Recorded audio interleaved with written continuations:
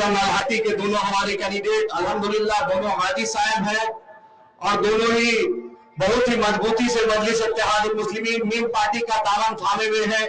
आपके बीच बैरिस्टर असदुद्दीन ओवैसी साहब हैं, आपका बीरभूम का अध्यक्ष जी है शेख साहब है और तमाम मजलिस इत्तेहादुल मुस्लिमीन के चाहने वाले इस स्टेज पर हैं। दोस्तों, आपके दाएं में बिहार है, बगल में बिहार है। आपने देखा अभी कुछ दिन पहले असेंबली इलेक्शन हुआ, बिहार में बैरिस्टर असदुद्दीन ओवैसी साहब के हाथ को मजबूत करके वहां के लोगों ने 5-5 एमएलए दिया। अब हम आपसे गुजारिश करने आए हैं कि बंगाल में एमएलए दीजिएगा। परिवर्तन हो गए, भाजपा भी हारना चाहिए, ममता भी हारना चाहिए। ये आपका झंडा, आपका क़यादत, आपका गुड्डी छाप इस बार बंगाल के असेंबली में बुलंदी से लहराना चाहिए। हम आपसे गुजारिश करने आए। याद रखिएगा ममता बनर्जी के बारे में, 2003 में जब गुजरात जल रहा था, नरेंद्र मोदी मुख्यमंत्री बनने जा रहे थे, उनका चुनाव हो रहा था, तो उसका चुनाव प्रचार में आपकी यही ममता बनर्जी जाकर गुजरात में जाकर चुनाव प्रचार कर रही थी। क्या ये आप जायज मानिएगा? क्या इंसाफ लीजिएगा? बदला लेना है?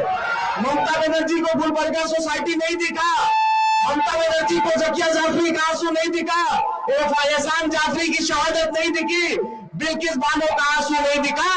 और मैं आपको बता दूं, सबसे ज्यादा अगर पलायन है, सबसे ज्यादा मेरा नौजवान भाई हिंदुस्तान के दूसरे शहर में जाता है, चाहे बॉम्बे, चाहे दिल्ली, चाहे गुजरात, चाहे हैदराबाद, चाहे मद्रास, तो मालदा और मुर्शिदाबाद का जाता है। सबसे ज्यादा आबादी आपकी है ममता बनर्जी के राज में। सबसे ज्यादा आरएसएस का शाखा अगर खुला तो ममता बनर्जी के राज में खुला।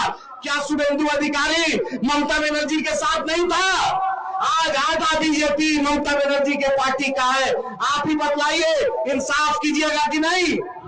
सबसे ज्यादा जाकर दिल्ली के सड़कों पर देखिए, वहां के होटलों में दिल्ली और बॉम्बे के देखिए, पता चलेगा सीमांचल का नौजवान है और या नहीं तो मालदा और मुर्शिदाबाद का नौजवान उस होटल में काम कर रहा है।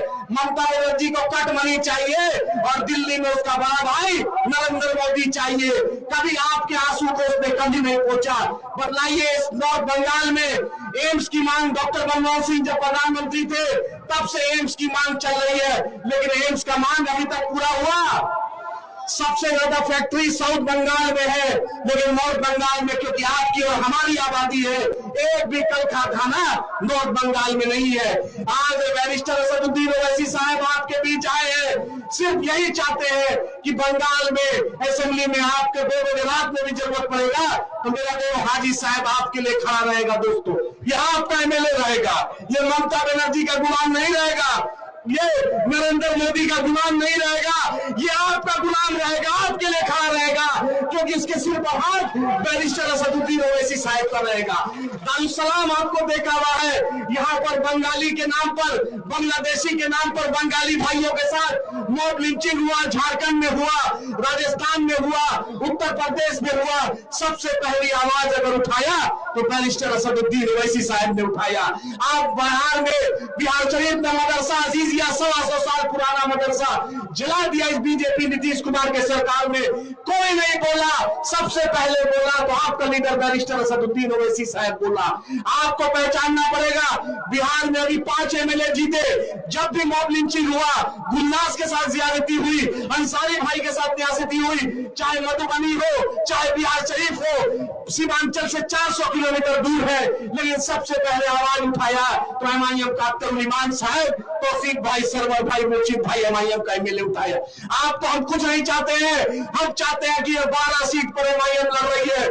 12 जिस तरीके से अकबर ओवैसी साहब 7 एमएलए तेलंगाना में है, लेकिन चीफ मिनिस्टर को भी सुबह शाम असदुद्दीन ओवैसी साहब और अकबर ओवैसी साहब को सलाम करना पड़ता है और उस इलाके का तरक्की करवाते हैं। बंगाल के गयूर रवान आपके बीच आपका लीडर आया है, जब से आया हूं आपने बहुत गुजारिश की थी कि ओवैसी साहब को लाइए, ओवैसी साहब को लाइए। ओवैसी साहब आपके बीच आ गया है। अब इसके वोट की ताकत से ही सब कुछ ताकत है, यही वोट आपका है, गुड्डी आपको निशान राजस्थान है, ये ओवैसी साहब आपके लिए बिहार हो, बंगाल हो, उत्तर प्रदेश हो, दिल्ली हो, राजस्थान हो, सब जगह जा रहा है। चाहता है हाजी अंसार जीत जाए, चाहता है आदिल जीत जाए, चाहता है इमरान जीत जाए। असदुद्दीन ओवैसी साहब खुद पॉइंट बार का पार्लियामेंट है, इसलिए चाहता है कि आपकी क़ियादत, नौजवानों, माओ बहनों, आपका एमपी चाहता है, आपका एमएलए चाहता है यहां से जीतने। याद रखिए उत्तर प्रदेश में बैरिस्टर साहब के गाड़ी पर गोली चली, वो दिन याद रखिएगा कि कौन गोली मार दे चलाने वाला था, लेकिन कभी डटा नहीं, कभी पीछे नहीं हुआ। दूसरे दिन उत्तर प्रदेश में जाकर कैंपेन किया। मेरी माओ बहनें यहाँ पे है, ट्रिपल तलाक का मुद्दा हुआ, याद रखिएगा बहनों, याद रखिएगा। ट्रिपल तलाक में घर में बेटी की शादी थी, लेकिन पार्लियामेंट में आपके लिए कांग्रेस का एमपी, टीएमसी का एमपी आवाज नहीं उठा रहा था। आपका अपना लीडर बैरिस्टर असदुद्दीन ओवैसी साहब उठा रहा था। फैसला आपको लेना है। 370 पर कौन बोला? तो ओवैसी साहब ने बोला। सीएनआरसी पे कौन बोला? तो असदुद्दीन ओवैसी साहब ने बोला। आज हम मजदूरी लेने आपके बीच आए हैं। जब भी आपके साथ कुछ ज्यादती हुई हम खड़े रहे, उसीलिए आज हम मजदूरी लेने आए हैं। हम मजदूरी में आपसे पैसा नहीं मांगते, हम मजदूरी में आपसे कुछ नहीं मांगते, बस वोट की ताकत जो बाबा साहेब अम्बेडकर ने संविधान में दिया, उस वोट की ताकत में इज्जतदार माओ बहनों, नौजवानों, अपने लीडर को पहचानिए। 2 बजे रात में भी जरूरत पड़ेगा तो यही एमआईएम, यही असदुद्दीन ओवैसी साहब, यही हाजी अंसार साहब, यही इमरान साहब खड़ा रहेगा। अपने लीडर को ताकत दीजिए और बैरिस्टर असदुद्दीन ओवैसी साहब का नुमाइंदा जो बटन छाप से लड़ा है, चाहे नलाटी हो, मुरारी हो, रघुनाथगंज हो, कांदी हो, जहां भी लड़ रहा है, अपने लीडर को, अपने लीडर का चेहरा देखकर, जिस तरीके से नरेंद्र मोदी का चेहरा देखकर उसका लोग उसको वोट देता है, ममता बनर्जी के नाम पर उसका लोग देता है। आज हिंदुस्तान के मजलूमों की आवाज आपके बीच है। अपने लीडर को पहचानिए और 21वीं सदी में आपके लिए इससे अच्छा कोई लीडर नहीं मिलेगा जो आपके लिए जा रहा है। फैसला नौजवानों आपको लेना है, फैसला लीजिए और वोट की ताकत से ऐसा ताकत दिखाइए कि ममता बनर्जी, शुभेंदु अधिकारी, नरेंद्र मोदी, अमित शाह सबको जवाब मिले और इस बार मजलिस इत्तेहाद मुस्लिमीन कामयाब हो। बहुत बहुत शुक्रिया।